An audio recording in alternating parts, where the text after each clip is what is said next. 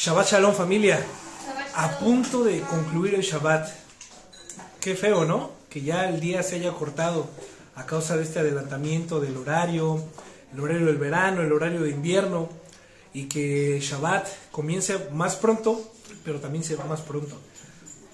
Podemos echar un vistazo un poco más atrás en el verano, ¿no? Que eran las 10, 11 de la noche y seguíamos en Shabbat. Seguimos alabando al Señor, seguimos aquí cantando. Cuando íbamos llegando a casa a las 12 de la noche, a la 1 de la mañana. Pero estábamos fortalecidos. Ahora en este tiempo de invierno es un tiempo muy especial, es un tiempo crucial. ¿Sabes por qué? Porque el Señor permitió que existieran las 4 estaciones. Para que no solamente nosotros nos sintamos vivos en el verano o en la primavera, sino para que también nosotros sentamos su amor, su presencia, su fidelidad constante y permanente, aún en el invierno, aún en los fríos más gélidos, aún en cuanto, porque el invierno, el frío, afecta a nuestras emociones, ¿sí me explico? Nos afecta a tal manera de que nos hace ser un poco más, no sé, como más sequillos, un poco más tristes, muchas veces que no ves, igual y en el día solamente se manifiesta el sol una hora, incluso se vuelve más depresivo lo que es el invierno. Pero ¿sabes algo? El Señor lo creó con un propósito, para que nuestro amor, nuestra confianza de nosotros hacia Él, pero sobre todo de Él hacia nosotros, porque en esto conocemos el amor, no en que nosotros hayamos tomado la decisión de amar al Señor, sino de que Él tomó la decisión más importante de amarnos primero. Aunque sea verano y nosotros nos sintamos alegres y estemos cantando hasta las 11, 12 de la noche alabanzas al Señor, pero ahora en el invierno, donde anochece a las 5:30 de la tarde, 6 de la tarde y está oscuro, que nosotros, ahí es donde nosotros podamos ver a nuestro Señor con nosotros. En el mundo tendréis aflicción, pero confiad, porque yo he vencido al mundo. Y muchas aflicciones son las que nosotros tendremos, pero ¿sabes cuál es la promesa? Que Él estará con nosotros hasta el final de los tiempos. Cuando vengan esos pensamientos, cuando venga esa sensación de que hay un frío avernal, cuando hay un frío así que te lleva a acurrucarte, a buscar la soledad, a buscar tu habitación y querer aislarte de todo para protegerte del frío, y también pues porque no se apetece con la lluvia salir, acuérdate de esto: Yeshua está contigo. Y nosotros somos carbones encendidos por Él. Por lo tanto, si un carbón, cuando está siendo encendido, no sé si han visto las fogatas, que de repente ¡puf!, sale volando, porque explotan, ¿no? Tienen como a explotar y sale volando. ¿Qué sucede con ese carbón encendido cuando sale volando fuera de la fogata o del fogón? Se comienza ¿a qué? A apagar. Empieza a mermar, se empieza a apagar, se empieza a enfriar. Y ese carbón, cuando ya está frío a causa de que se quedó fuera, que le visitó un poquito la humedad, la lluvia, el agüita, ese carbón difícilmente se volverá a encender. Pues nosotros, el Señor, nos ha mandado y nos ha dado esta ordenanza de permanecer juntos como un pueblo. Permanecer. Pero la única forma que podría hacer es volverlo a meter al fuego, ¿no? Claro, pero difícil, ¿eh? Es muy difícil, ya una vez humedecido, una vez que el carbón ya... Por lo tanto, familia, no desperdiciemos la oportunidad de, en estos días fríos de invierno, tristes, muchos dicen depresivos, buscar la compañía de los que son pueblo del Señor. Refúgiate, más vale vecino cerca que hermano lejano, lo dice la Torá en Proverbios. Ve a la casa de tu hermano y di: te molesto si vengo a hacerte compañía, te ayudo a lavar los platos, te ayudo a barrer. Pero que nada ni por nada nos desvíe de la visión y de nuestra meta, que es llegar a los pies de Yehoshua, seguir trabajando para su obra. Hay días en los cuales nos encontramos y decimos: no quiero hacer nada, no tengo ganas de nada, no se me apetece hacer nada, el cuerpo no me da. Ayer me decía mi esposita: me da el cuerpo.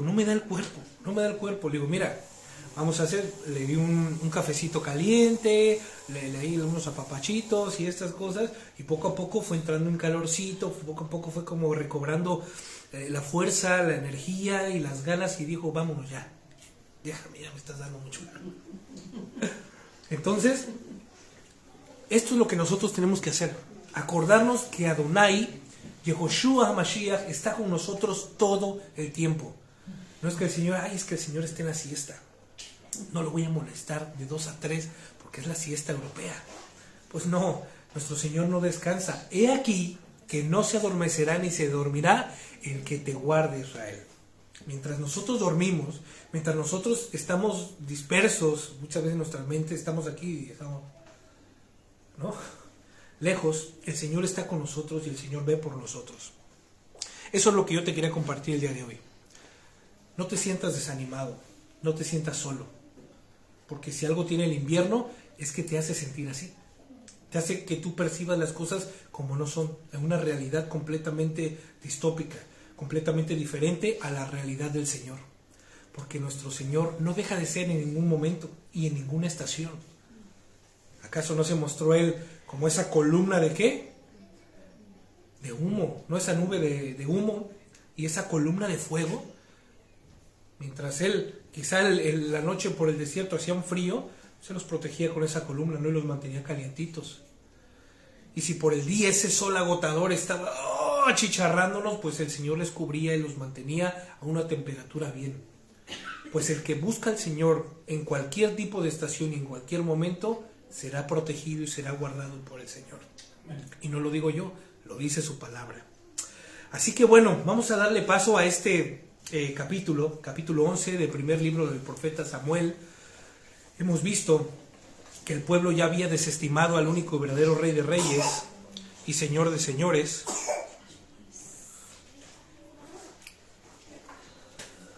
Hemos visto de que Saúl había sido presentado ante Israel como su rey. ¿Se recuerdan eso, no? Sí. Siendo ahora distinguido por Elohim. O sea, Saúl no pidió ser rey, recordemos esto. Saúl en ningún momento dijo yo. Inclusive cuando el Señor le eligió delante de toda la comunidad, ¿qué fue lo que hizo Saúl? ¿Alguien me puede recordar rápido? Exacto. Se escondió. Se escondió en el equipaje de todo el pueblo. Ahí estaba escondido el hombre, el pequeño y frágil, ¿no? Como el chambelán. La estatura del chambelán y la belleza de Javi. Se escondió el hombre. Él no quería ser rey. Él no lo había pedido. Él no sabía, no tenía las competencias. No tenía ni el carácter para poder ser rey. No tenía las cualidades. Tenía, un porte. Era una persona bien parecida, dice la escritura. Era una persona alta, como Borlights, guapo como Borlights, fornido como el chambelán. Era una persona bien parecida, era una persona que destacaba y sobresalía de todo el pueblo de Israel. Las personas dicen que le miraban hacia arriba, porque le sacaba una cabeza, en algunas porciones dice cabeza y media o hasta 2 cabezas. Imagínense una persona así de alta. Podrían decir, fue descendiente de Anaquita, pero no. En su descendencia no hay Anaquita alguno, así que no se preocupen. Y así fue como el Señor eligió al rey, al primer rey de Israel, no por voluntad del Señor, sino por la voluntad del pueblo. El pueblo pidió, el pueblo desestimó al único y verdadero Rey de Reyes, pues el Señor les dio a un rey conforme a su imagen y semejanza, no de Elohim, sino del pueblo. Un pueblo carente, pues, ¿qué pedía? Un rey carente de carácter, un rey carente de carácter. Carente de aptitudes, un rey carente de aptitudes. Un pueblo prácticamente infértil y estéril. No puedo decir eso de la vida de Saúl porque dice la escritura que él ya tenía su primer hijo varón, llamado exactamente, muy bien chicos, han estudiado. Jonatán, ¿no? Entonces, no me refiero a ese tipo de infertilidad, que era una persona común, era una persona de común denominación. No era una persona sobresaliente, no era una persona que a pesar de su estatura y esto fuera como, no sé, el primero de atletismo, el primero en lucha de lanzas, no. Era una persona que se dedicaba al ganado de su padre. Se dedicaba a trabajar la tierra de su padre. Una persona común para un pueblo común. Entonces, después de que Saúl fue presentado ante Israel como su rey, siendo este ahora distinguido por Elohim, sacado de una vida común, Elohim le dio una nueva vida, unas nuevas vestimentas, una nueva posición delante de todo el pueblo. Y aquí yo es donde quiero entrar y hacer un pequeño énfasis. El Señor, a cada uno de los que estamos aquí presentes y a los que están viendo en cualquier lugar que están formando y conformando la parte del pueblo de Elohim, el Señor nos ha sacado de lo común a lo distinguido, a lo extraordinario, de lo ordinario a lo extraordinario. Vamos a hacer 3 segunditos, cada uno en su mente, de dónde nos sacó el Señor. ¿Va? Yo creo que 3 segundos fueron muchos. Cada uno sabemos específicamente de qué hoyo, de qué foso, de qué sepultura nos sacó el Señor. Todos los que estamos aquí presentes lo sabemos.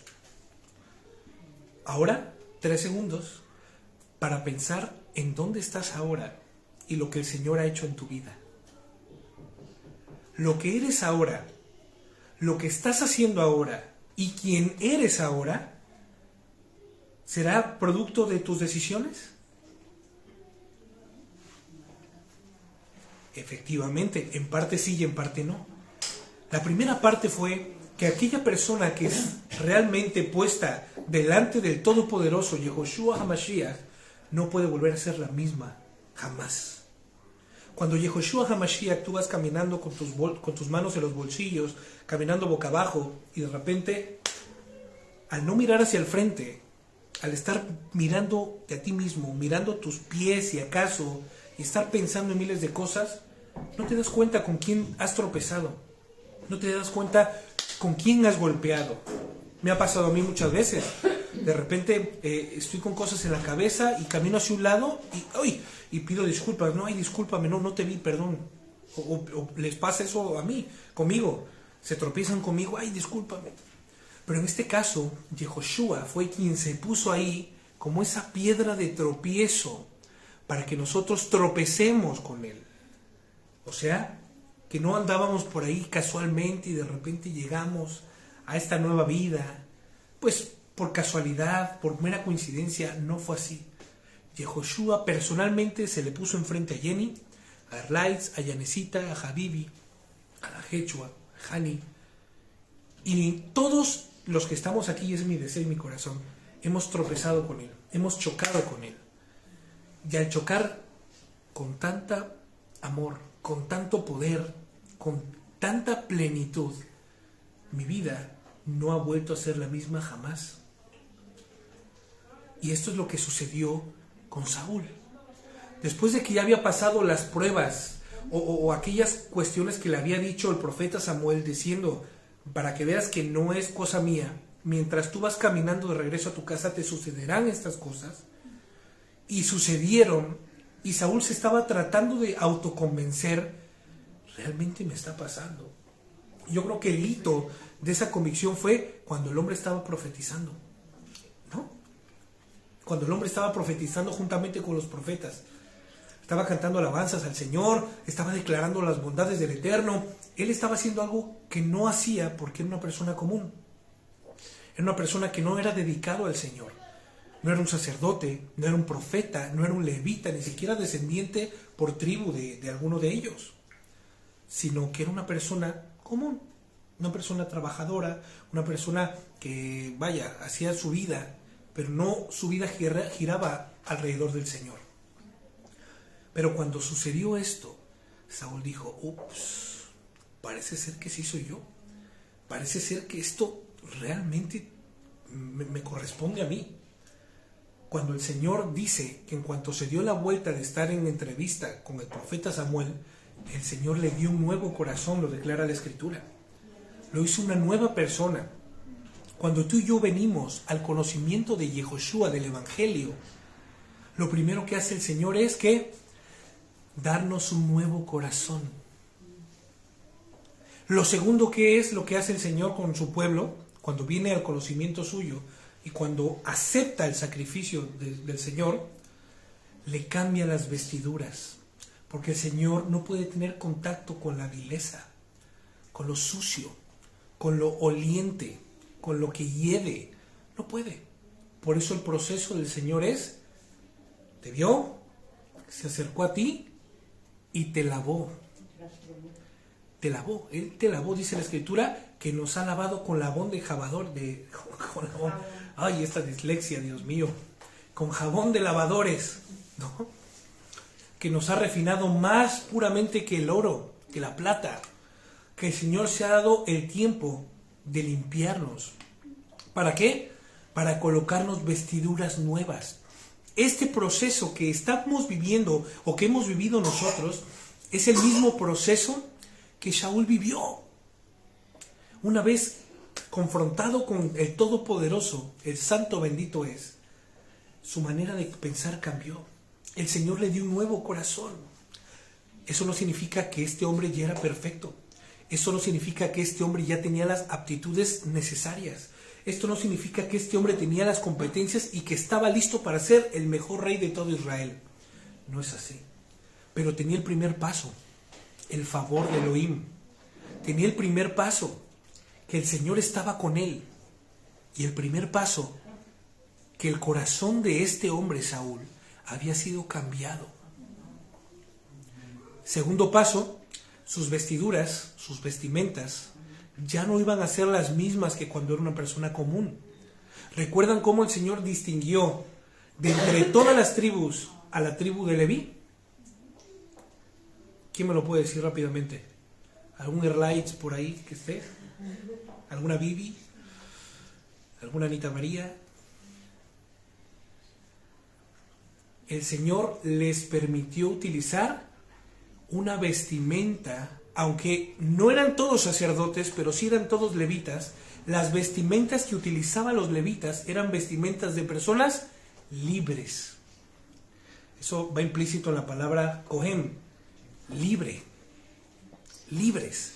Sus vestimentas eran diferentes a las de todo el pueblo, porque todo el pueblo hacía sus labores, trabajaba la tierra, trabajaba el ganado, y no así los levitas, porque los demás tribus trabajaban para sostenerse, trabajaban para sostener a sus familias, no así los levitas.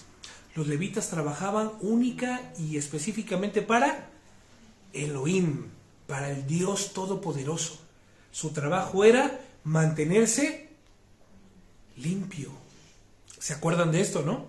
No cualquiera podía entrar a oficiar, incluso siendo sacerdote. Si el sacerdote en curso no se encontraba alineado con la voluntad del Señor, esta persona se encontraba en pecado. ¿Qué era lo que sucedía cuando entraba en el Kadosh Kedoshim? En el Santo Santísimo, o en el lugar santísimo. ¿Qué sucedía allí en ese momento? Moría.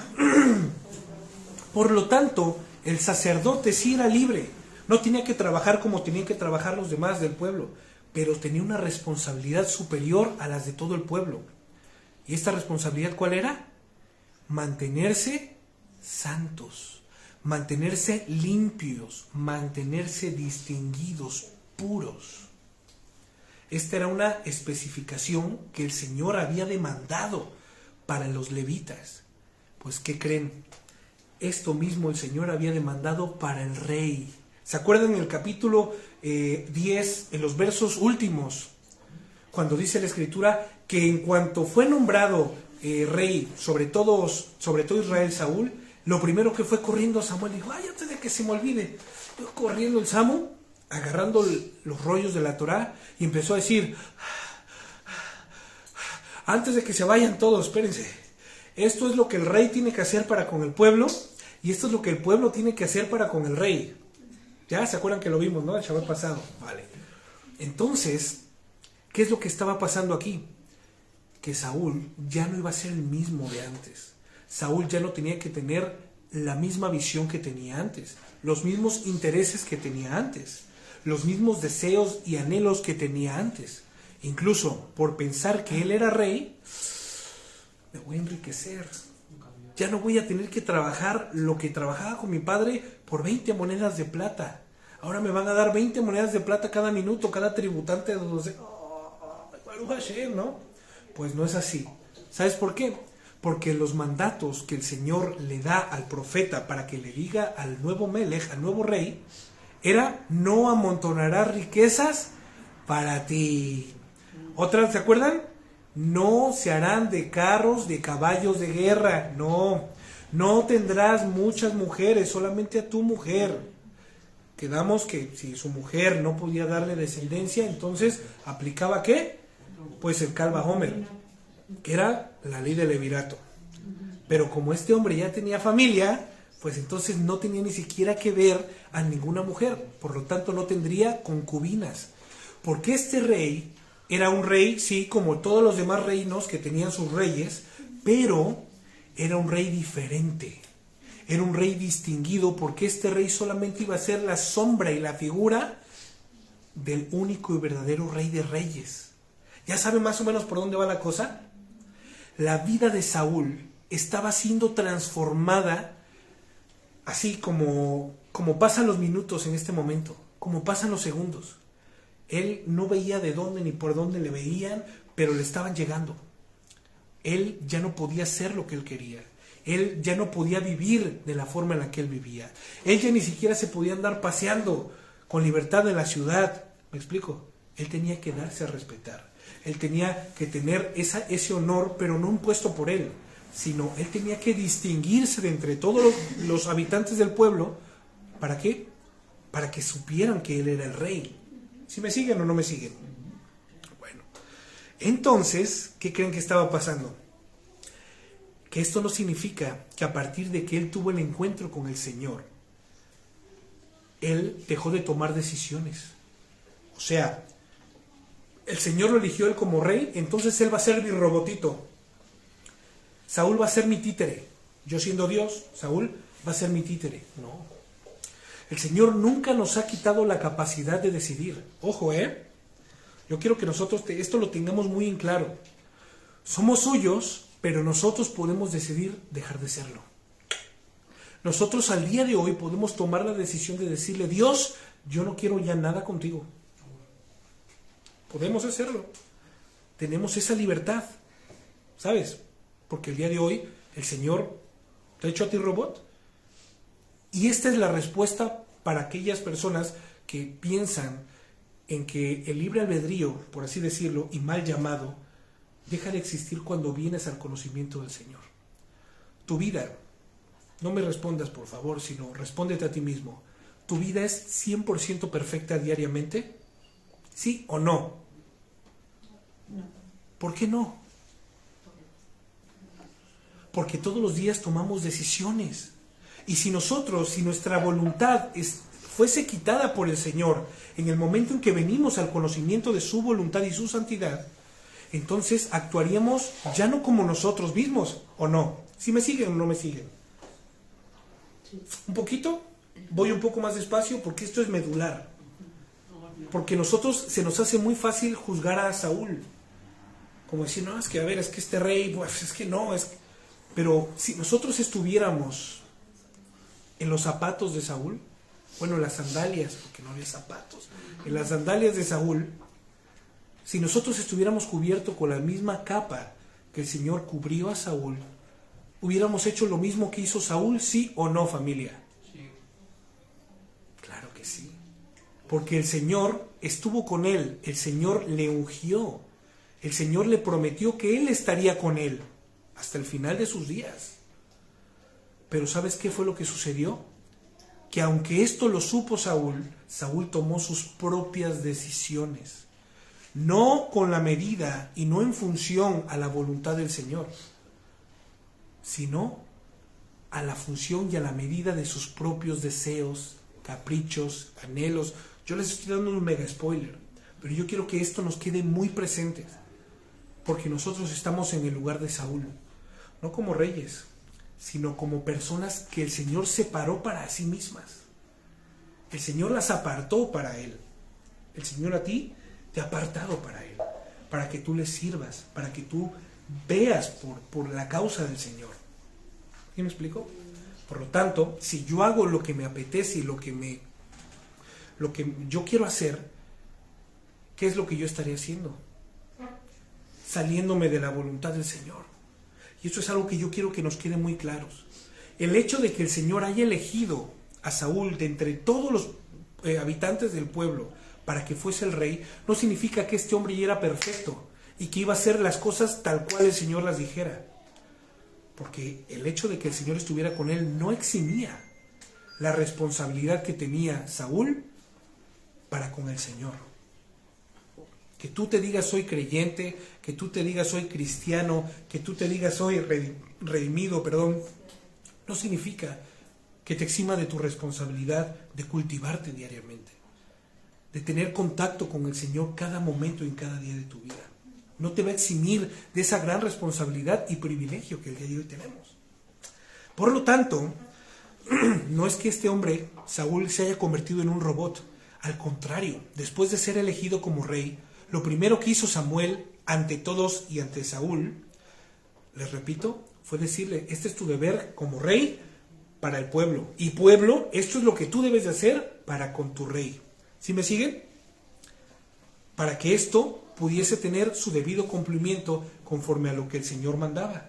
Esto sí sería una teocracia increíble, que el Señor en el momento que dices, Lights, ¿tú aceptas que yo soy tu Salvador? Vale, ¿quieres vivir para mí porque yo he pagado por ti? Sí, bueno, pues entonces en este momento te quito la capacidad de decidir y vas a hacer todo lo que yo te diga y de repente te van a empezar a salir hilitos, ¿no? Soy un niño de verdad, ¿no? Como un Pinocho. Pues no es así, no es así. Es tanto el amor para el Señor, del Señor para con nosotros, que todavía nos permite tener la capacidad de elegirle a Él. En cada una de las travesías del pueblo de Israel, desde que fueron rescatados de Egipto y de sus opresores, cuando fueron esclavizados, el Señor les dijo, si tú te vienes y te vuelves a mí, yo seré tu Dios y tú serás mi pueblo. Pero si tú te vas y adoras en pos de otros ídolos, yo voy a dejar y voy a romper mi relación contigo. Y así sucedió. ¿Y qué dice punto y seguido? Y el Señor los volvió a perdonar y les volvió a reconciliar. Si ustedes se dejan de su adulterio y de su fornicación y de su idolatría y se vuelven a mí, yo los perdonaré, yo los limpiaré y les volveré a ser mi pueblo. ¿Sí o no? Esto no significa que podemos jugar con el Señor. Esto significa que cada vez que tú y yo pensamos que podemos jugar con el Señor, estamos perdiendo la oportunidad y el privilegio de permanecer pegados a Él. De que nosotros podamos sentir en esta tierra corrompida un poquito de la plenitud de lo que es estar una eternidad con el Señor. Si el día de hoy estamos aquí tú y yo sentados escuchando mensaje tras mensaje, minuto tras minuto, hora tras hora, es porque hemos gustado, hemos probado de la buena voluntad del Señor y queremos más. Yo quiero más, por eso estoy aquí. Yo quiero más, por eso apuro a mi familia en la mañana. Vamos a apurarnos, vengan todos, quiero más, no me quiero perder ni un momento de lo que el Señor tiene preparado para mí, porque yo sé que si me lo da para mí, también lo tendrá mi familia. Esta es la evidencia, por eso le puse yo como título de un subtema, evidencia de una vida transformada. La evidencia de Saúl, la evidencia de que Saúl estaba siendo transformado, lo vamos a ver a continuación. Naas el amonita subió contra Jabes de Galaad y la sitió. Ya no los filisteos, Aquí los filisteos se habían quedado ya un poco tranquilos después de lo que sucedió por mano del Señor, como los guardó. Pero ahora los amonitas dijeron, los filisteos no pudieron, nosotros sí vamos a poder. Los amonitas eran personas diestras en la batalla, eran personas guerreras, eran personas sanguinarias, eran personas que amaban ser sajados De hecho, parte del derramamiento de sangre, de las muertes que ellos hacían y de los autosacrificios que ellos presentaban, eran en honor y en ofrenda a sus dioses y a sus ídolos. Eran unas personas que amaban la guerra, amaban la batalla, lo disfrutaban. ¿Va? Para que lo pongamos un pinchito allí. Nahas el amonita, el rey amonita se llamaba Nahas, subió contra Jabes de Galaad, una ciudad israelita, una ciudad del pueblo que estaba un poquito a las afueras, y la sitió. ¿Saben qué significa sitiar? La rodeó. Pero no solamente la rodeó, sino que no permitía que nada saliera y que nada entrara. O sea, los estaban oprimiendo. Los habitantes de la ciudad le dijeron: haz un pacto con nosotros y seremos tus siervos. Ya habían escuchado, a ver, la fama de los amonitas, Dios mío, ya era, o sea, les precedía su fama. Eran personas, les repito, guerreras, sanguinarias, diestros para la batalla, eran impetuosos, nada les detenía. Y le dijeron ellos: haz un pacto con nosotros y seremos tus siervos. Si tú cumples este pacto, si tú aceptas este pacto, este convenio, nosotros, todos, yo creo que estos fueron los principales líderes, los principales jefes, los que tomaron esta decisión, toda la ciudad de Jabes de Galaad te servirá. O, en pocas palabras, podrás hacer con nosotros lo que tú quieras. Nahas contestó: haré un pacto con ustedes, pero con una condición. Esta es la condición de que yo haga un pacto con ustedes. Les sacaré el ojo a cada uno de ustedes, específicamente el ojo derecho. Así, hay este pacto o no hay este pacto, dejaré en deshonra a Israel. Diciendo, Nahas el amonita perdió la batalla, sí, pero le sacó todos los ojos derechos a todos los habitantes de este pueblo. ¿Se imaginan una mente retorcida? Quiero que sepas que cuando tú y yo hacemos tratos y convenios con este mundo, las consecuencias, las pagas, los intereses son caros. ¿Quieres ser rico? Vale. ¿No quieres trabajar arduamente como cualquier persona podría trabajar para poder hacerse de lo suyo, si no quieres, pues, enmañarte? ¿Quieres ser fraudulento? ¿Sí? ¿Quieres retenerle la paga a tus trabajadores? ¿Quieres hacerte de ganancias deshonestas por un beneficio? ¿Quieres hacer ese trato con Nahas? ¿Vale? Pero que sepas que él te quitará tu ojito derecho. Que sepas que habrá una pérdida en tu vida a causa de eso. Todo lo mal habido, todo lo que es deshonesto, todo lo que es pendenciero, todo lo que busca su propio beneficio, ¿qué creen, amiguitos? No proviene del Señor. El Señor le dijo a Adán: trabajarás la tierra con el sudor de tu frente. ¿Qué significa? Vas a tener que trabajar. Vas a tener que sudar para llevar el sustento a tu casa por todos los días de tu vida. Ojo, no estoy diciendo que hay personas las cuales no tienen que trabajar sudando y esto, y pues bueno, están ganándose la vida, ¿no? Personas que están tras un ordenador, personas que no tienen que salir a la calle a trabajar, personas que, bueno, dependiendo de muchos oficios, hay muchas profesiones hoy día que no tienes por qué andar labrando la tierra y el campo. Es que si yo no labro la tierra, Señor no me va a vender. No, no tiene nada que ver con esto. Significa que para que tú puedas tener algún tipo de ganancia, tienes que trabajarla. Y tiene que costar. Porque esta es la maldición. ¿A causa de qué? De la caída, de la desobediencia. Antes Adán, como estábamos viendo la mañana, tenía acceso a todo. No tenía que hacer nada, porque la tierra brotaba su propio agua. No tenía que agarrar, buscar pozos, cavar para regar las tierras. Todo estaba dado por el Señor. Todo estaba listo. El Señor dio la palabra y dice que, ¿qué fue lo que sucedió cuando dijo la palabra? Crecieron árboles, crecieron frutos y hubo gran vegetación y los animales se hicieron de igual manera. ¿Qué es lo que tuvo que hacer Adán? Solo cuidarlos, solo echarles un vistazo. ¿Tienes hambre, mi amor? Sí, cariño. Bueno, pues vas y ciegas algunas cositas, ¿no? Cosechas algunas verduritas, algunas frutitas. ¿Qué pasa, cariño? ¿Que quieres montar a caballo? Ven, Spirit. Y le hablaba y ya Él podía tener acceso a todos los animales, a todo lo que podía hacer sin la necesidad de que fuese un trabajo. Digo espíritu, lo del caballito ¿no? De la película. O algún otro nombre, vale, da igual. Ellos tenían acceso a lo que el Señor había creado sin necesidad de trabajar. Y a causa de la caída, ¿qué fue lo que sucedió? Pues que ahora para poder tener acceso tenían que trabajar, tenían que arar, porque la tierra no es que haya dejado de producir su fruto, sino que la condición para que este hombre comiera era de que tenía que trabajar. El que no trabaje, que no coma, dice la Torah. Punto. Y no lo digo yo, no lo dice la Escritura. Y la Escritura que es inspirada por Elohim.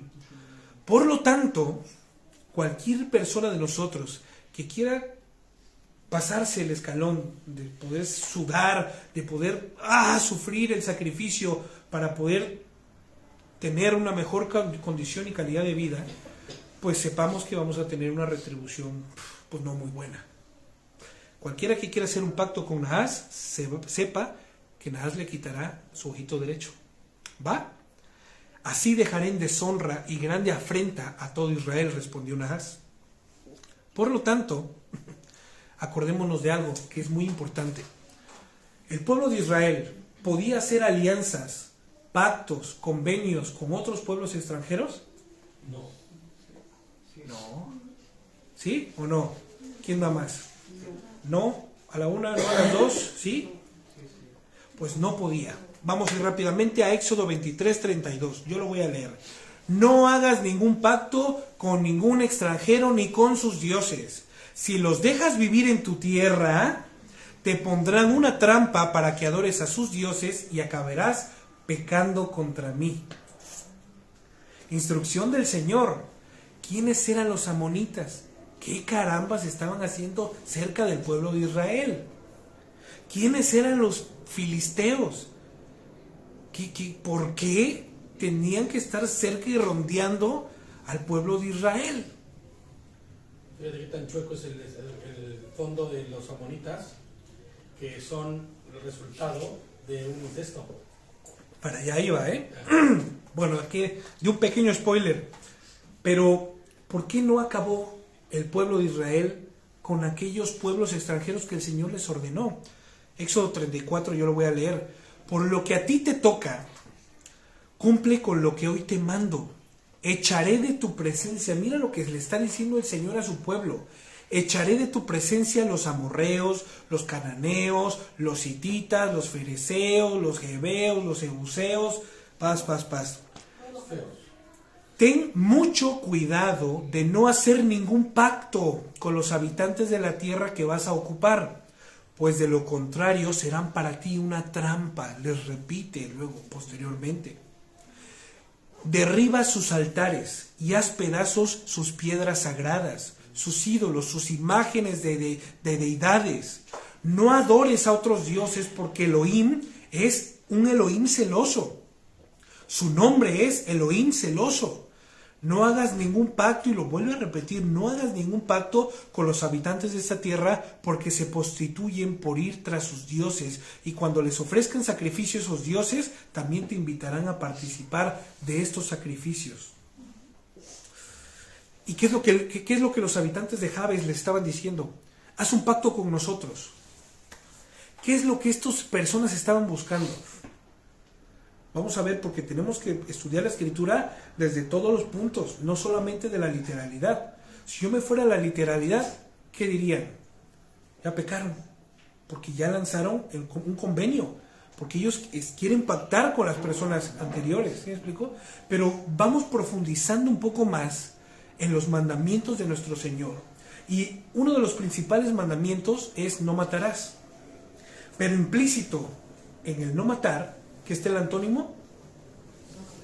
Buscarás la vida, buscarás sobrevivir de una u otra manera. Entonces, cuando nosotros estamos viendo que ellos, para sobrevivir, están aplicando una de las enseñanzas y uno de los dogmas que al día de hoy nos han enseñado también, que se llama Pikuach Nefesh, que es el quebrantamiento de un mandamiento para poder preservar la vida. Pikuach Nefesh. Quédense con ello, porque a lo largo de los estudios vamos a hablar mucho de esta enseñanza, de este permiso, por así decirlo. Si a causa de romper el mandamiento yo sobrevivo, pues lo más importante es la vida. Lo más importante que el Señor nos ha dado es tu vida. Así que el que quiera atentar contra su propia vida está atentando contra el verdadero Elohim, dador, y el que la da y el que la retira. Mucho ojito a eso. Cuando delitos de muerte, no se reducía solo al hecho de agarrar una pistola y dispararle a alguien, sino con tu voz, con tu boca, con tus acciones, todo lo que tenga que ver con demeritar y desprestigiar la vida de una persona, hacer una persona valer menos, hacer como eso, muchas veces eso lo que tú no la mataste, pero indujiste a que la persona se suicidara. Entonces no vamos a entrar en ese detalle, pero vamos a ver desde un punto más profundo. Ellos estaban preservando su vida.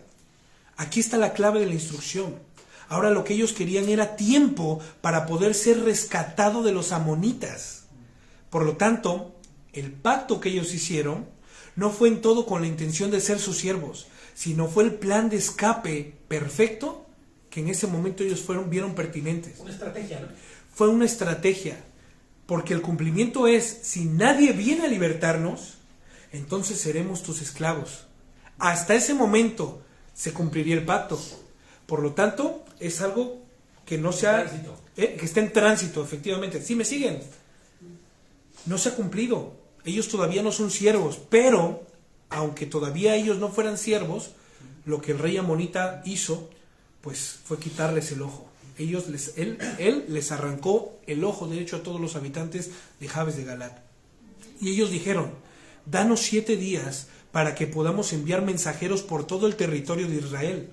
Respondieron los ancianos de Jabes, si no hay quien nos libere de ustedes, entonces nos rendiremos, y podrán hacer con nosotros lo que ustedes quieran. Hacernos sus siervos, sacarnos otro ojo, cortarnos un dedo, cortarnos la mano entera, seremos y quedaremos a su merced. Esto fueron lo que dijeron los ancianos de Jabes de Galaad. Pero ¿sabes por qué lo dijeron? Es que esto es increíble. Porque, a ver, la literalidad, ¿qué es lo que nos dice? ¿Cuál fue la respuesta del rey amonita? Vale, adelante.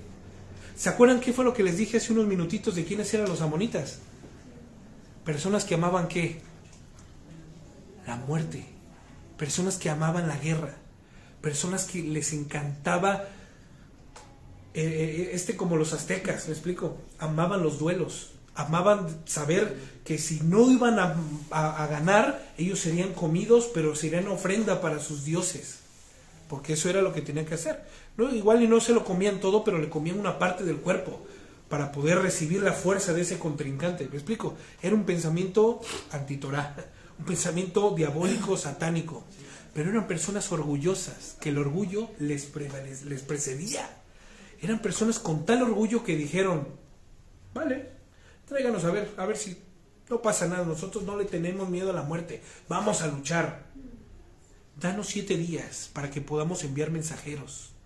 El orgullo de los amonitas fue lo que les permitió acceder al convenio. Oye, inclusive como que el desafío les encantaba, claro, les excitaba. Decir, vamos a morir. Si hoy vamos a morir como los espartanos, 300 espartanos es lo que cuenta la leyenda, ¿no? Contra imperios. 300 soldados espartanos contra naciones e imperios fuertes. ¿Se imaginan? Personas diestras para la guerra, personas diestras, lo mismo con los amonitas. Cualquiera diría, tú estás loco, yo te acabo en este momento, porque igual y me matan, ¿me explico? ¿Cómo que vas a lanzar una convocatoria de entre todo Israel para que vengan a rescatarnos? Aquí no sale nadie. Todas las cerradas, más seguridad pongan. ¿Sí me explico?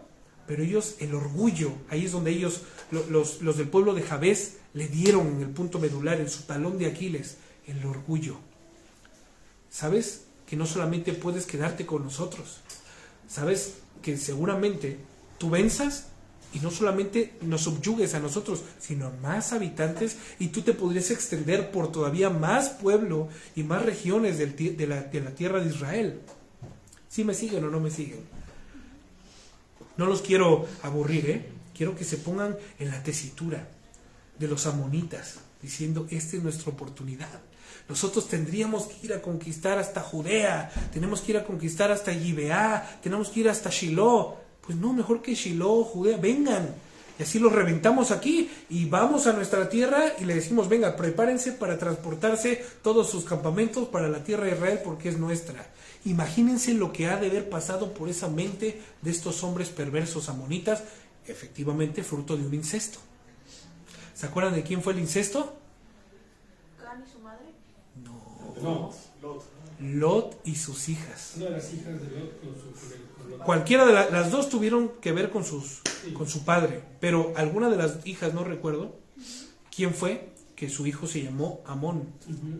Y de ahí fueron los descendientes de los amonitas. Entonces, imagínense esto, desde dónde venía esa depravación ya, desde qué era lo que había en esa descendencia, en esa simiente. Y me encanta porque el orgullo, el decir vamos a derrotar a los que nos desecharon, a los que nos despreciaron. Oye, porque luego, ¿qué crees que haya pasado con Abraham cuando vio eso? Abraham lo ha de haber dicho, ¿sabes qué, Lot? ¿Qué hiciste, mano, no? Y a sus hijas, sobrinas mías, dejaron de ser mis sobrinas. Estas no son prácticas de un Dios al que servimos, al Dios de mi padre, bueno, no mi padre porque era Abraham, ¿no? A mi Dios, al Dios que se nos presentó, estas no son las prácticas. Punto. El coraje, la ira, la venganza, el querer tomar lo que me pertenece por herencia. Ahí tienes a los hijos de Ismael con los hijos de Yitzhak. ¿No es así? Yo soy, ¿quién es?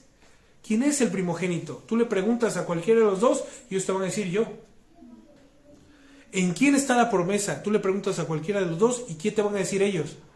¿En mí? En mí está la promesa. Ciertamente Adonai les bendijo a la simiente de Ismael, pero no significa que porque les haya bendecido a causa, vaya, de un plan estratégico que tenga el Señor por ahí, que eso estaría súper doom también, no significa que ellos sean el prototipo y el pensamiento. Porque el Señor le dice, también serán un pueblo fuerte. En el caso de Ismael, también serán. Ellos también serán príncipes. Pero cuando 12 príncipes. Es que lo hace increíble el Señor. Me gustaría un día estudiar más a detalle ese gran misterio, porque el día de hoy, ¿sí me explico? Tienen unas cuestiones, no voy a entrar a ese detalle, pero son un pueblo fuerte, son un pueblo imperante, son un pueblo, sabemos que no es cualquier cultura, que no es cualquier religión, sino que es un pueblo que tiene un sobrenombre, al igual que el pueblo de Israel, que no estamos hablando de la nación en este momento, estamos hablando del pueblo de Israel, el Israel bíblico. Por lo tanto le dice, danos 7 días para que podamos enviar mensajeros. Cuando los mensajeros llegaron a Gibeá, que le denominaron Gibeá de Saúl, porque de ahí fue donde salió el rey, de esta tribu de benjaminitas, le comunicaron el mensaje al pueblo, todos se echaron a llorar. ¿Se imaginan? Les han sacado a tus hermanos, a nuestros hermanos, a los hermanos de Zaragoza. No voy a decir nombre. A nuestros hermanos de, no sé, ayúdame, brother, de Alcalá, ¿no? A los hermanos de Alcalá les acaban de sacar el ojo derecho. Y no solo eso, sino que los tienen prisioneros. Les han despojado de su libertad. Están sufriendo, no han comido, están sitiados, no tienen nada para comer. Y no solo esto, sino se quieren hacer con sus vidas, se quieren hacer con sus bienes y los quieren tener como esclavos. ¿Cómo se sentirían ustedes al enterarse de esto? Interesante, ¿no? ¿Cómo sería nuestra reacción de personas que quizá no conocemos? Igual te llenarías de celo, ¿no? Podría ser. Celo. Otra posición, otra postura sería ¿cuál? La indiferencia. Bueno, qué mala suerte, ¿no? Menos mal estoy en el otro punto, ¿no? De España. Aquí los vascos, no se meten nadie con los vascos. No viene nadie aquí. No.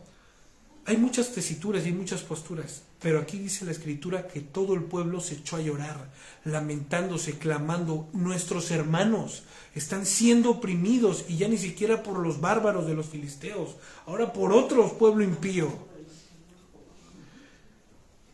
todos se echaron a llorar y todos se echaron a lamentar. Y les pongo, qué duro es cuando el pueblo está pasando aflicción o está siendo oprimido.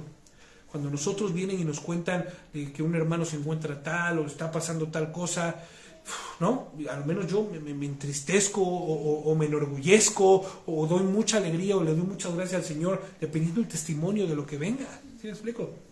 Porque pues eso es, yo creo que es lo natural de un nuevo nacimiento. No es porque diga, ay, bueno, yo creo que un nuevo nacido se tiene que comportar así. No, sino es algo que sale naturalmente. Personas que están haciendo las cosas mal, pues me duelo, lloro, clamo al Señor. Claro, practicar Shiva. Pero en este momento, yo creo que ni siquiera Shiva estaban haciendo. Estaban clamando porque estaban lastimando a su pueblo. Están acabando, y no solamente eso. Comenzaron por Jabes de Galaad, pero vienen hacia nosotros, vienen hacia acá. ¿Me explico? Era como una mezcla de sentimientos encontrados. Entonces aquí les pongo, qué duro es cuando el pueblo está pasando aflicción o está siendo oprimido, ¿no? Nos dolemos juntos y no solo se queda así, sino que hacemos algo al respecto para que pase. Tomar decisiones, tomar cartas en el asunto. ¿Qué vamos a hacer por nuestros hermanos de Alcalá? ¿Hay alguna manera de que nosotros podamos llegar y asistirlos? No. ¿Hay alguna manera en que nosotros podamos avisar a algunas comunidades que estén más cerca para que puedan ayudarle? Sí, bueno, pues vamos a hacerlo. Están en desgracia y no sé qué. Vamos, familia, vamos a levantar una ofrenda para apoyar a estos hermanos que están pasando por esta dificultad. El hacer, ¿me explico? Esto en específico, cuando nos llegan este tipo de situaciones y circunstancias, el actuar. ¿Sabes por qué? Porque el espíritu de Elohim mora en nosotros. Y el espíritu de Elohim, ¿qué es lo que nos lleva? A toda verdad. Actuar como el Señor actuaría. El Señor hasta el día de hoy sigue actuando en pro de su pueblo. El Señor sigue actuando, sigue mandando a burritos como yo, como Víctor, ¿no? Para andar relinchando y decir al pueblo, vamos, adelante, venga, caminando, que la tierra se está abriendo, caminando, ¿no? Y entre más fuerte la cosa, más duro es el relinche, ¿no? ¿Cómo se llama eso? De los burros. El rebuzne del burro va a ser más fuerte. Hoy, bueno, depende, ¿no? Gracias, Javi. Hoy, dice. Entonces, familia, cuando está pasando el pueblo alguna circunstancia dura, adversa, la motivación que nosotros tenemos que tener, ¿cuál es? Apoyar, salir al rescate, apoyar, darlo todo, preguntar, Señor, ¿qué vamos a hacer? ¿Qué podemos hacer? En esos momentos es cuando nosotros nos encontramos siendo evidencia de una vida transformada. Aquí hay un punto número 2. El corazón cambia en el punto número 1, ¿no? Dan vestiduras nuevas, dan un pensamiento nuevo. Pero en el punto número 2, la evidencia de una vida transformada son nuestras acciones. Nuestras acciones en pro del pueblo de Israel. Nuestras acciones en pueblo del hermano que ha caído. Una de dos, o hace leña del árbol caído, o tratas de levantarlo y volverlo a restaurar, para que vuelva a pegarse a la raíz.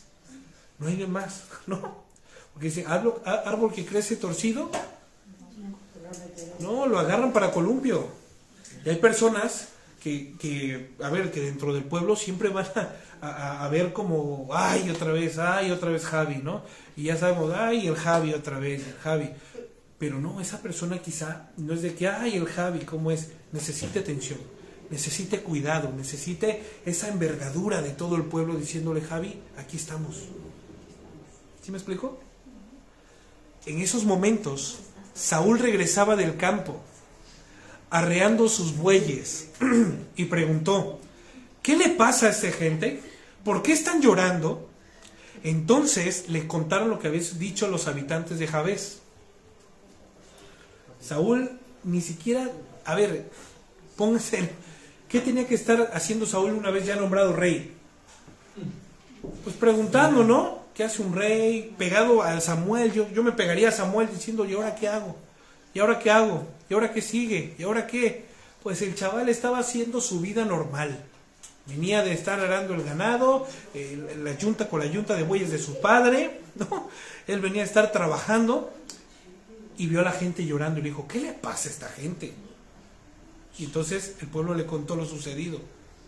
Aún no había reino. Quiero que sepan esto.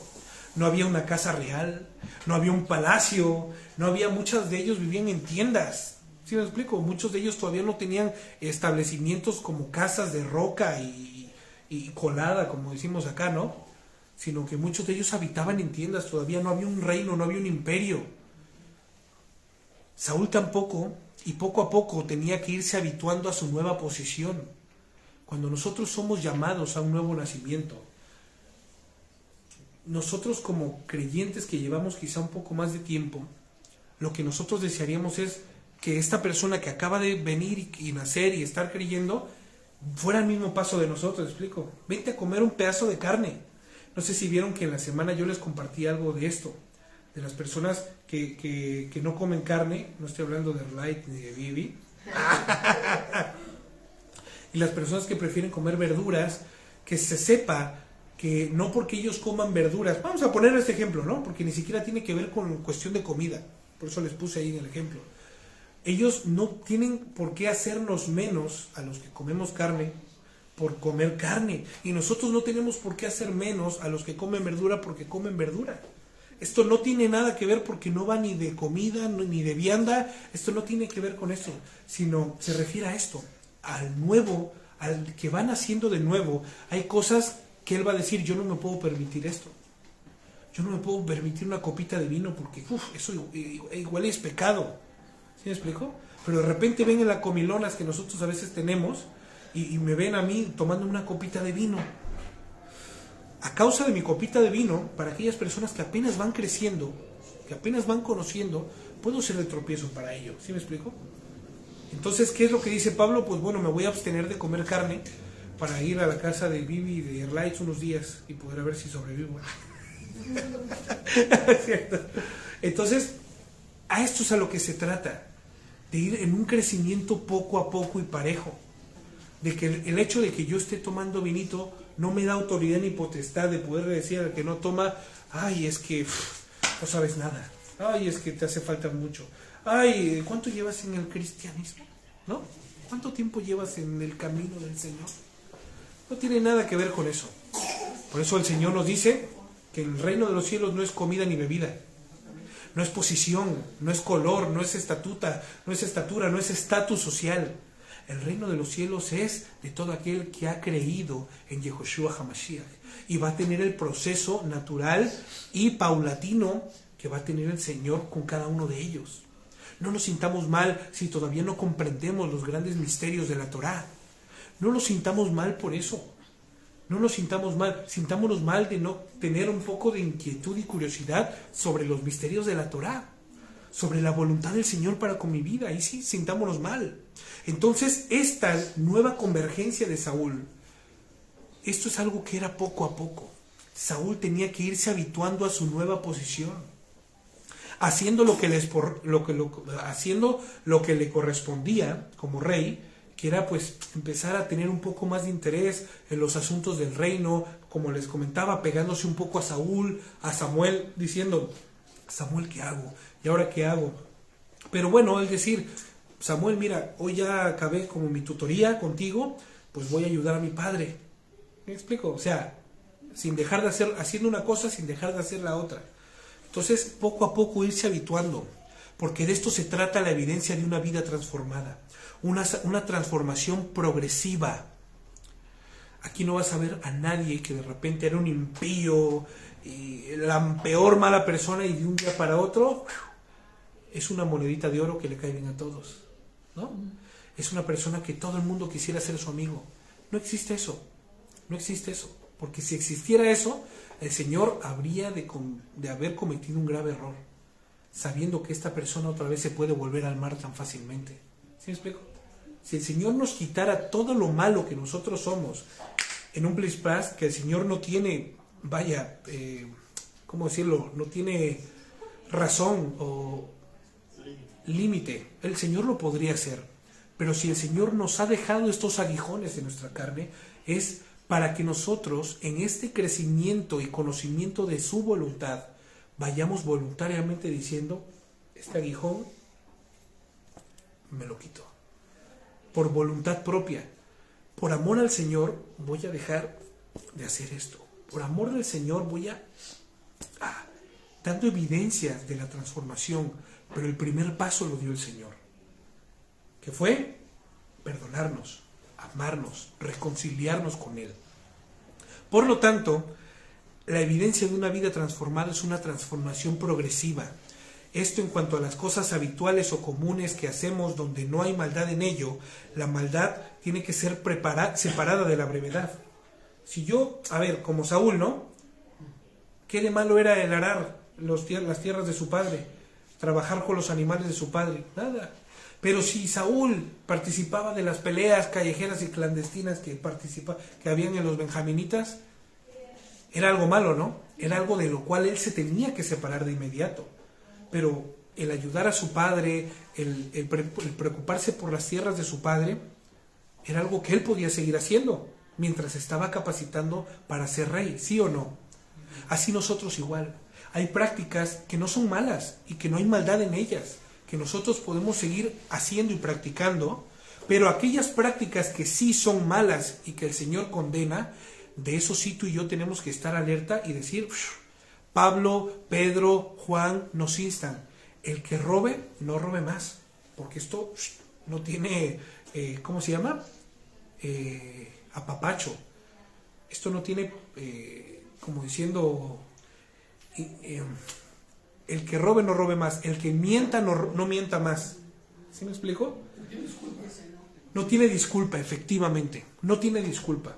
El que robe no robe más, el que fornica y andaba ahí de ojo alegre, que ya no lo haga. El que se daba su vida a atender asuntos de negocios turbios, déjelo de hacer. El que consumía estupefacientes, para que lo deje de hacer, porque todo eso son prácticas que el Señor condena. Pero practicar un deporte, no tienes por qué dejar de hacerlo, siempre y cuando no ocupe el lugar del Señor en tu vida. ¿Sí me explico? O sea, no tiene nada que ver con que tú seas una persona profesional en el deporte y el Señor te llame un jugador de rugby profesional y que diga, bueno, pues es que como ahora soy cristiano, pues tengo que dejar mi carrera, tengo que dejar mi vida, mi deporte, mi práctica, pues por el Señor. ¿Sí me explico? Pues no es así. Deporte, ¿no? Depende de qué deporte también, no hay qué actividad era que estás haciendo, ¿no? Sí, no, a ver, yo estoy hablando de un jugador de rugby a un boxeador, por ejemplo, a un peleador de Muay Thai, a un peleador de artes marciales, o futbolistas, etcétera. O sea, son cuestiones que, como lo digo aquí, Saúl tenía que ir poco a poco desprendiéndose de eso. No era algo que el Señor le iba a decir, Saúl, deja de ocuparte de los asuntos de tu padre para que te vengas a los asuntos del reino. ¡Ya! Pues no, porque si no, Samuel se le hubiera dicho, y tú, Saúl, tendrás que desocuparte de lo que estás haciendo para concentrarte y centrarte únicamente en mí. Y no fue así. El Señor le estaba permitiendo ese desprendimiento. Aquellas personas que fuman, no se les puede quitar el tabaco de un día para otro. El alcohol, no se les puede quitar de un día para otro el alcohol. Es un trabajo progresivo y paulatino y constante, ¿sí o no? ¿Chavilor? Porque puede ser hasta que lo terminen matando si tú le quitas el alcohol o el tabaco. En un momento de esos de crisis de ansiedad, terminan destrozándose la vida. Entonces el Señor, en su infinito amor y su infinita misericordia y sabiduría, nos da la oportunidad a nosotros que voluntariamente nos vayamos desapegando de ese tipo de prácticas. Cuando aquí en el concilio, ¿qué fue lo que se les dijo? Todas las personas que quieran seguir a Mashiach, nosotros le estamos diciendo que se circunciden. Ellos tomarán su decisión más adelante, cuando ellos vayan entendiendo, cuando ellos quieran tener esta marca del Señor en sus vidas, pues entonces ellos lo harán. Pero mientras tanto, eso vendrá como una consecuencia. Pero mientras tanto, que sí se alejen de la idolatría, de lo inmoral, de la idolatría, de la fornicación, de la sangre, de la muerte. Eso sí, deben de abstenerse sí o sí. En el momento en que ustedes dicen que han creído, ¿has creído, David? Sí, bueno, pues tú tienes la responsabilidad de alejarte de eso. Estamos hablando de una persona aquí común, No sabemos qué otras prácticas tenía Saúl. Lo que dice la Escritura es que era una persona entregada a sus animales, al campo y ayudar a su padre. Punto. Por lo tanto, el Señor no le demandó que se quitara de esto para ponerse al reino, sino que esto era una transición paulatina. Al día de hoy, familia, observemos nuestra vida. Hay cuestiones que tú y yo sabemos que ya debemos haber quitado desde hace mucho tiempo. ¿Sí o no? Claro. Pero al día de hoy todavía no hemos tenido el valor y el paso para poderlas quitar, porque esto es algo que nos corresponde a nosotros. El Señor nos quitó el pecado que nos separaba de Él, lo que obstruía nuestra relación con Él, lo que nos impedía que Él y yo tuviéramos comunión. Sí, nos dio libre acceso. Nos dio libre acceso. Pero lo que sí me dijo David, tú que eras un borracho, ya no te emborraches. Tú que eras un drogo, olvídalo. Me explico, ya esto ya ni pienses. Tú que eras un inmoral sexual, mucho menos. O sea, ya no. Mi responsabilidad es, vale, Señor, pues ayúdame. Porque tú me lo dices, pero no es fácil. Claro, pues yo estaré contigo en cada proceso, en cada momento. Por eso el Señor nos manda a que no contristamos al Espíritu que Él nos ha dado, a que no lo hagamos menguar, a que no apaguemos la vela que Él nos ha dado, sino que nuestra vela siempre esté llena de aceite para que esa llama no se apague. ¿Recuerdan? Esa era la orden. ¿A quién se la dio? A los sacerdotes. El fuego del altar nunca deberá apagarse. Ustedes deberán proveer, no fuego. El fuego ya lo proveyó Él. El fuego lo proveyó Él. Ojo, en este mandamiento que nos compete. Pero ustedes proveerán de los elementos necesarios para que ese fuego no se apague.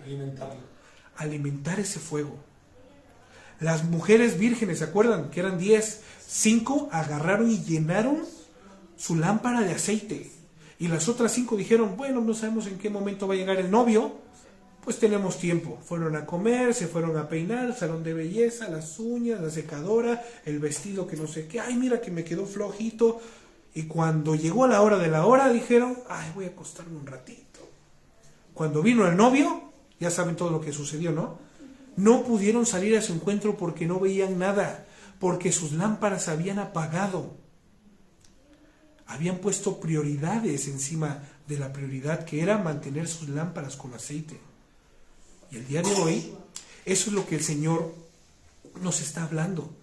Nuestra responsabilidad es que el fuego que Él ha depositado en nosotros, el Ruach HaKodesh, el espíritu de santidad, que va más allá de una lámpara, que va más allá de un aceite, literalmente hablando, está sobre nosotros. ¿Se acuerdan con qué fue ungido Saúl? Con aceite.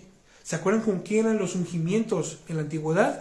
Con aceite. ¿Y el aceite representaba qué?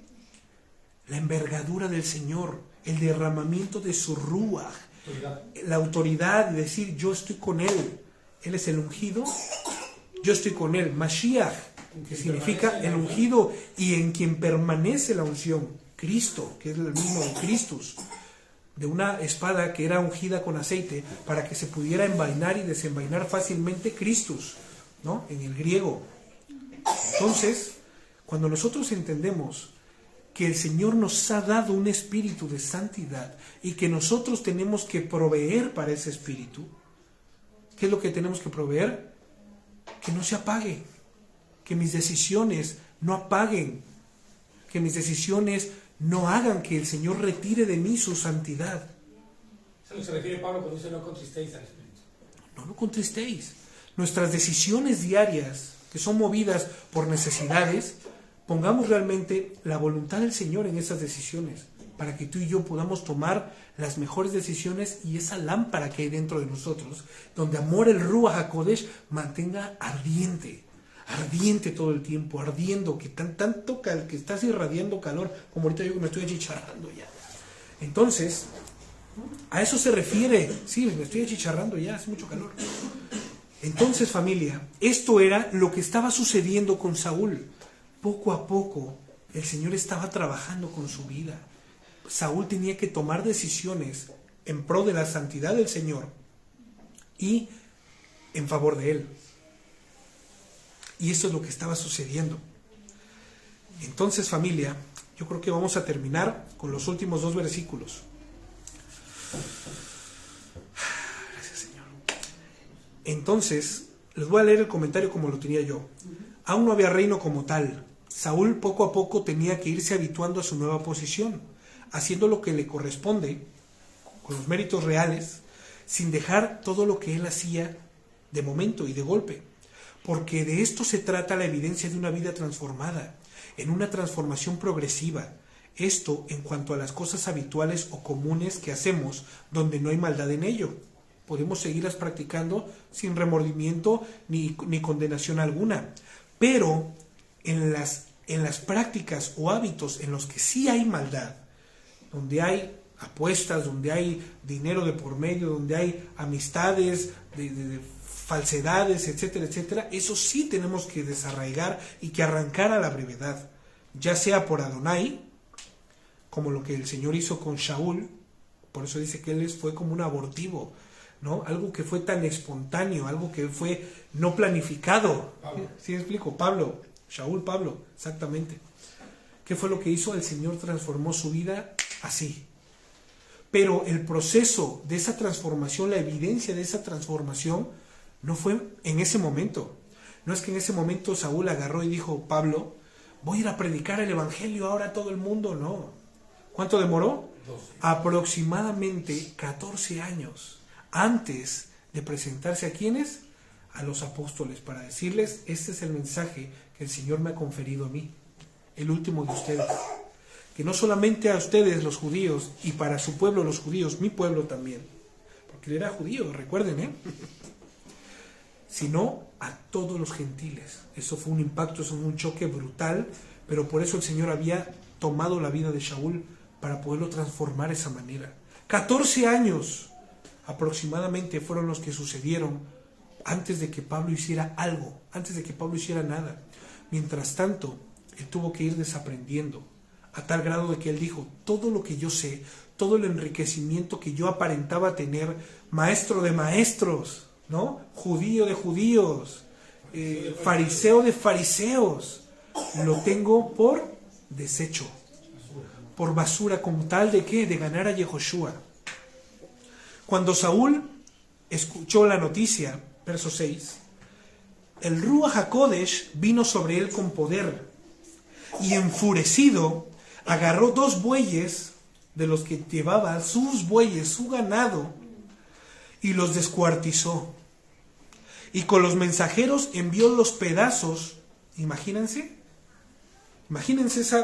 a ese personaje inmenso, la estatura del mamito y su fuerza. Ahora sí le toca otro atributo, y su fuerza, la inteligencia del mamito también, de Erlaitz y de Javi juntos, agarrando y despellejando y descuartizando a los 2 bueyes, y diciendo, cada uno vaya a cada una de las regiones de todo pueblo de Israel, llévense este pedazo, ¿no?, de animal, diciendo, así se hará con los bueyes de todo aquel que no salga para unirse a Saúl y a Samuel. Él envió el mensaje. Saúl, en respuesta a la delegación dada por Adonai, entonces ya no estaba siendo de agricultor, ya no estaba siendo de ganadero, ahora ya estaba empezando a ejercer como rey. Pero fue en el momento en el que el Señor lo había investido. Muy importante. Tú no puedes presionarte a ti mismo de dar frutos o de dar una evidencia de salvación, porque no se trata de eso. ¿Sí me explico? Por eso la Torah dice, no es del que quiere ni del que corre, tranquilos, sino de quien Adonai tiene misericordia. Paciencia. Con paciencia vamos a ganar las mejores batallas. ¿Y qué fue lo que sucedió? Investido del Ruach HaKodesh, agarró, descuartizó y les envió esta señal y este mensaje. El que no se una a mí en batalla, sus animales, que son muchos, todos les haré yo lo mismo por mi propia mano. Y no hay que no, porque será la autoridad. Efectivamente. Y se acuerdan lo que previamente les había dicho Samuel. Él les quitará su ganado, si quiere. Él tomará a sus hijos y los llevará a la guerra, si él quiere. Él les quitará hasta donde van a dormir, si él quiere. ¿Se acuerdan de eso, no? No nos importa, danos un rey. Vale, pues, chiquillos, dice la Escritura en el verso 6 que el temor del Señor se apoderó del pueblo. Y todos se unieron como un solo hombre a Saúl y salieron a la guerra. ¿Qué creen que haya pasado allí? Rápidamente. ¿Les dio miedo de ver un pedacito de animal? Esto es lo que le va a pasar, Erlaitz, a tus perritos si no te unes a la batalla conmigo. ¿Qué crees que haya pasado allí? Tú ya has sabido, de lo que estaba pasando en Jabes de Galad. Yo creo que los estaba alentando, ¿no? Alentando de una forma muy drástica y dura, pero estaba dándole, sácale valor y déjale. Efectivamente, Mariwis, efectivamente. El poco valor que quizá los hombres pudieron tener para salir a la guerra y que no estaban decididos, cuando ellos vieron ese mensaje del rey, independientemente de que les haya llevado un cacho de animal muerto, la indicación del rey, la primera orden real ante todo el pueblo de Israel: quien no salga a la batalla, su ganado perecerá como este pedacito. Y al final eso es lo que el pueblo quería. Claro, eso es lo que el pueblo quería, que él saliera con ellos a la guerra, a la batalla, ¿se acuerdan? Queremos un rey que salga con nosotros a la guerra. Entonces aquellas personas que estaban faltos, aquellos hombres que estaban faltos de temor, faltos de valía, ay, es que no sé, porque todavía no empuño bien mi espada, se me cae, no tengo los brazos que tiene el chambelán como para agarrar ese palo y partirlo a la mitad. Quedó aquí eso, quedó marcado en mi mente. ¿Cómo lo hiciste? Entonces, Hoy día también, ¿no? Cuando alguien está pasando por alguna necesidad, tiene miedo de tomar la iniciativa y de acercarse y decir: Erlaitz, ¿qué está pasando contigo, hermano? ¿Qué necesitas? Aquí estoy. Te lo digo en verdad, Entonces, para terminar, era lo que el pueblo necesitaba: unas palabras de aliento y a la vez amedrentadoras. Todo el pueblo dice que se llenó del temor de Adonai, diciendo: vamos a vencer, vamos a salir a la guerra, esto es lo que queríamos y vamos a hacerlo. Y todos se unieron como un solo hombre en la batalla. Todos bajaron y descendieron. Entonces, en la respuesta, fíjate, llamando a todos los hombres de Israel que salieran a la batalla a pelear por su pueblo, produciendo un coraje santo en cada hombre en honor de Adonai. Lo que se produjo en ellos fue un coraje santo. ¿Y sabes qué fue lo que pasó con Saúl? Él se llenó de un celo santo. Verso arriba, cuando Saúl preguntó: ¿qué le pasa a esta gente? ¿Qué le pasa? ¿Se imaginan? ¿Qué le pasa a esta gente? Pero cuando se enteró de esto, el Ruach HaKodesh fue investido, fue quien investió a Saúl, y entonces esa indiferencia que dijo: ¿qué les pasa a estos?, se llenó de un celo, el mismo celo que tuvo Pinjas para atravesar a la mujer, a la prostituta y al israelita que estaba teniendo relaciones con él, y clavarlos, siendo el futuro sumo sacerdote. ¿Sí me explico? Fue el mismo celo. Esta es uno de los atributos del Señor, el celo santo, el celo por su pueblo. Saúl, y con ese terminamos, los reunió en Besek para pasar revista, y había 300,000 soldados de Israel. ¿Y qué dicen sus versiones? 30,000 algo, ¿no? Y 30,000 hombres, soldados de la tribu de Judá. Es interesante, ¿no? Como aquí ya había unos pequeños destellos de esa separación de entre Israel y de Judá. Interesante, porque no eran todos pertenecían a Israel, ¿acaso? Pero aquí la Torah dice que había 300,000 soldados de Israel y 30,000 de Judá. Y vamos a dejarlo con este pinchito para la próxima semana. La conclusión de esta guerra, de esta batalla, la conclusión de lo que el Señor estaba haciendo en la vida de una persona que ya no se negó al llamamiento, sino que dijo: sí, Señor, yo soy el rey ahora, pues utilízame, úsame. Que el simple hecho de que tú y yo estemos aquí, familia, y voy a terminar ya con esto, no significa que seamos perfectos, No significa que porque tú y yo ya estemos aquí, significa que ya somos las personas más santas y que podemos levitar en todo el planeta o en toda la comunidad. Significa que el hecho de que tú y yo estemos aquí, tenemos una gran responsabilidad delante del Señor para con su pueblo.